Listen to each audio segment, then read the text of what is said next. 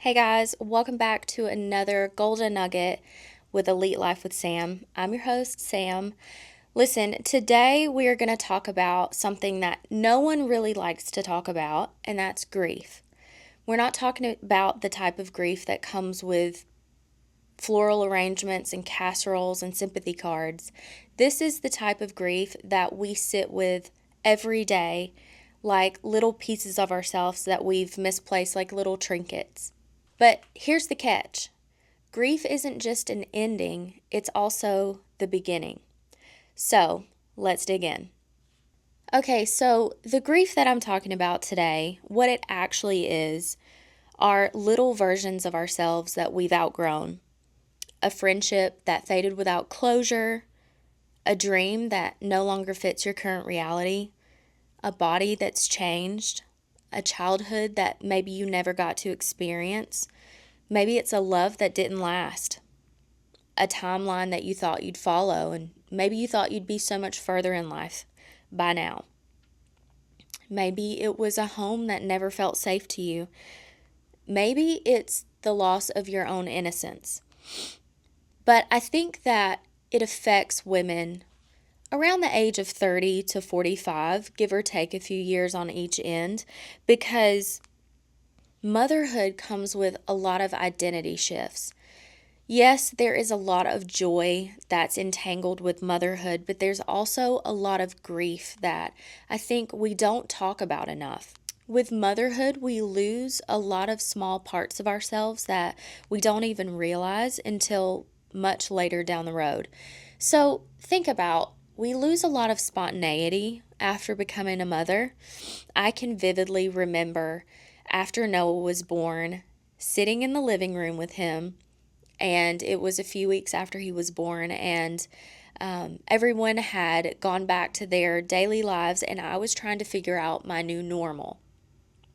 And I was getting us both ready to go to the grocery store for the first time on my own with this little human that I was supposed to just magically know how to take care of and keep alive.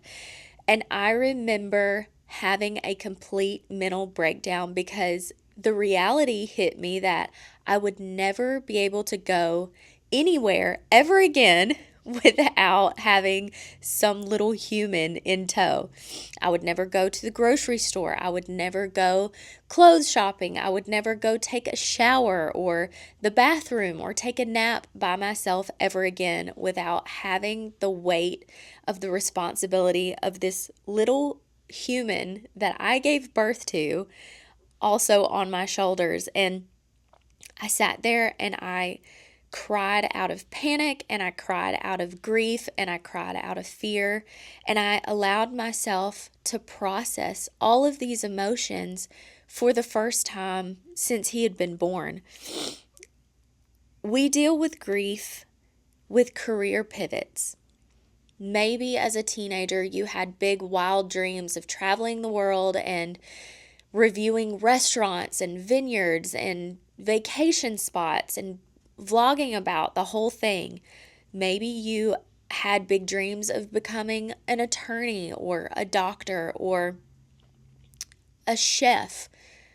And little by little along the way, you traded out dreams for stability.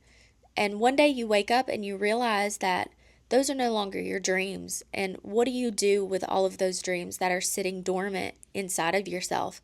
You have to grieve the loss of those things. Maybe it is grieving the loss of a marriage or a relationship that you thought would follow you to the end of your life. And you have to grieve a life that you dreamed of that is no longer a reality. You had visions of sitting on a front porch when you're 80 years old, holding hands in a rocking chair, drinking a cup of coffee, and you realize that you're in the middle of watching all of those plans and dreams fall away.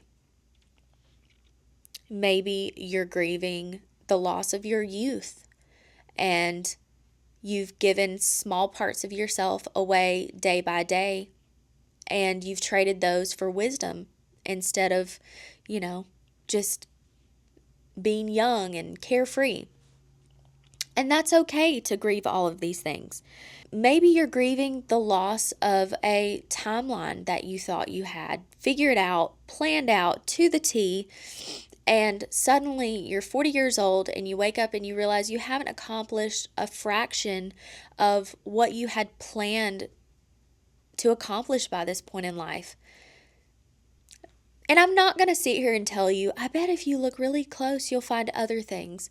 You're not replacing grief with joy. You can feel two things at once. It's okay to still grieve the loss of something that you thought you would have or something that you actually lost along the way. So, how do you navigate grief? How do you process it? Here's one thing that I have learned for sure is that grief demands a witness. Grief needs to be called out by name. And so taking time to sit and identify the things that you've lost, speaking them out loud or writing them down in a journal or on a piece of paper, you can give grief a name and stare it down eye to eye and call it out. And that's really all that it expects from you.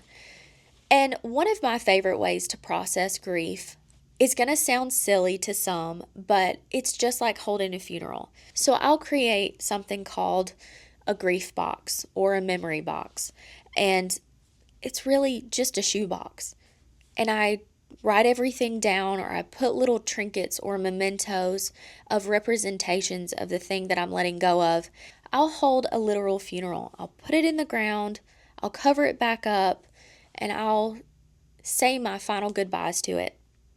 Because here's one thing that I know for sure I have figured out along the way is that the beautiful part about burying grief is that you unknowingly till the soil to grow your future. So if this is the season of life that you're in right now, just know that it's normal, it's okay, it's actually expected.